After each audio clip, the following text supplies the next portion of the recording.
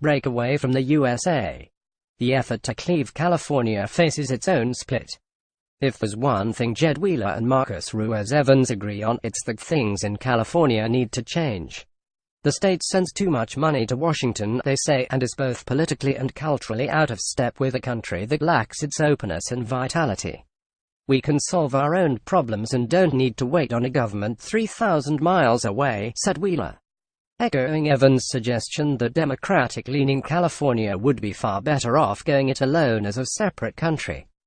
They sharply disagree, though, on the matter of how and precisely when California should seek a divorce from the other 49 states. Evans is pushing a ballot measure that would put the question of secession before voters in 2018, believing the time has never been so ripe to form a breakaway nation.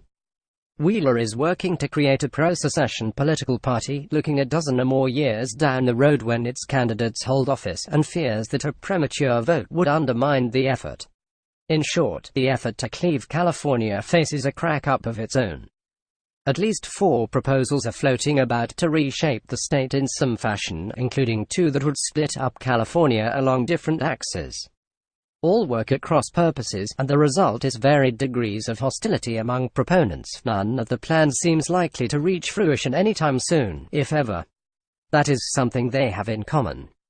Since 1849, when the state was remade in a rush of greed and ambition, there have been more than 200 efforts to split apart, pull away, or otherwise reimagine the vast empire known as California. Not one has succeeded. The latest, most conspicuous attempt, a proposed ballot initiative fueled by anti-Trump sentiments and titillated national media coverage. Those wacky Californians seems destined to fall short of qualifying for the ballot, barring a sudden change in fortune.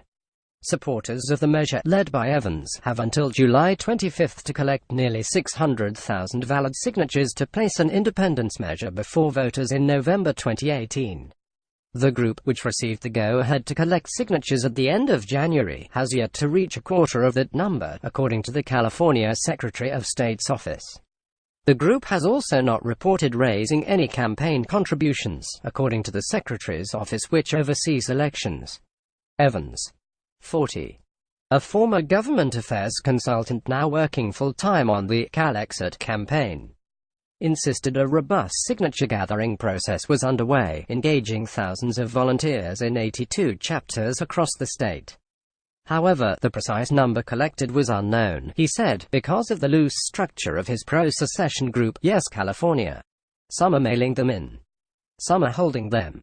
Some are taking them directly to the county registrar of voters, he said. Asked to assess the odds of making the ballot, Evans responded, "Good. I won't say great. The effort, uphill from the start, has not been helped," he said, by reports linking the CalExit movement to Russia, which Evans called preposterous and unfair. The co-leader of Yes California is Luis Marinelli, a former San Diego area assembly candidate now teaching English in Russia, where, among promotional activities, he appeared last fall at a Kremlin-backed pro-secession conference in Moscow. It has definitely been damaging to us getting big donors and hurting our ability to bring on new members because of clouding the issue without accurately reporting all the facts, Evans said, citing the organization's 44,000 likes on Facebook as just one example. Nor, he said, was it beneficial when Nigel Farage, a leading proponent of Britain's exit from the European Union and prominent Trump supporter, recently flitted into California to talk up a vague plan to split the state down the middle, creating a coastal West California and interior East California. They're trying to confuse people, Evans huffed. Classic Trump. It seems Evans and his pro-secession movement might have found an ally in Wheeler and others working to form a political party dedicated to achieving state independence. Many tenets of the left-leaning California National Party, the state needs to keep more of the money it sends to Washington and establish homegrown policies on issues such as immigration and health. I echo those propounded by Yes California. The nascent party has taken no official position on the 2018 secession drive. But Wheeler, the party's vice chairman, believes the initiative would lose, damaging the independence movement.